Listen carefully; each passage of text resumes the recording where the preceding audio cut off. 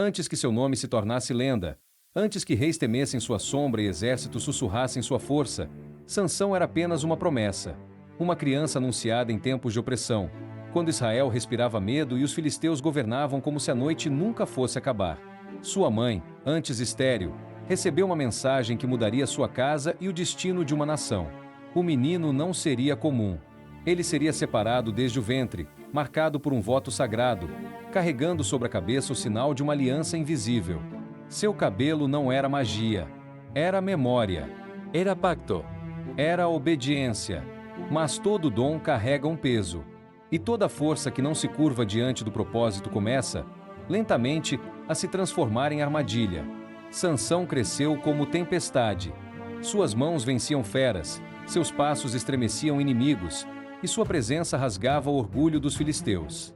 Porém, dentro do homem mais forte de Israel, havia uma guerra que músculo nenhum podia vencer.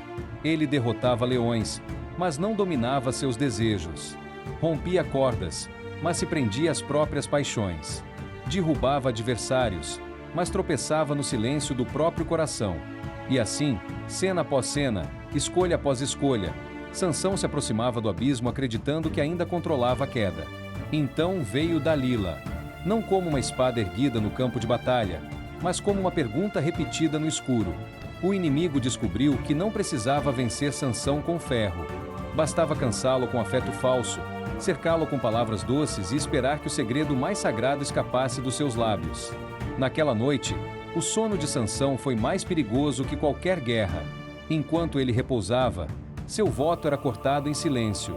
Mecha por mecha, não era apenas cabelo que caía ao chão. Era a lembrança de quem ele deveria ser.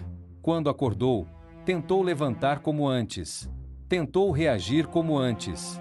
Mas a força que ele tratou como posse já não respondia ao seu chamado. Os filisteus o prenderam. Arrancaram seus olhos. O homem que antes enxergava batalhas agora caminhava em trevas, empurrando pedra como espetáculo de humilhação. E talvez, pela primeira vez, sem multidões, sem vitórias e sem orgulho, Sansão ouviu o próprio vazio. Mas existe um tipo de silêncio que não destrói. Ele revela. Na prisão, enquanto seus passos repetiam o peso da derrota, algo começou a crescer de novo. Não apenas em sua cabeça. Dentro dele. O cabelo voltava, mas o verdadeiro retorno era outro. Era a consciência de que a força nunca fora dele. Sempre fora emprestada. No templo de Dagon, cercado por risos, Sansão foi colocado entre duas colunas. Para os filisteus, ele era apenas um troféu quebrado. Para Deus, ainda era um homem capaz de entregar tudo no último instante. Então Sansão orou. Não por fama, não por aplauso, mas por uma última chance de cumprir o propósito que havia abandonado. E quando suas mãos tocaram as colunas, a história entendeu o que seus inimigos jamais perceberam. Há quedas que parecem finais, mas se tornam altares. Sansão perdeu a visão, perdeu a liberdade, perdeu a força, mas no fim, recuperou o propósito. E essa é a pergunta que fica: o que você ainda precisa perder para lembrar quem foi chamado para ser?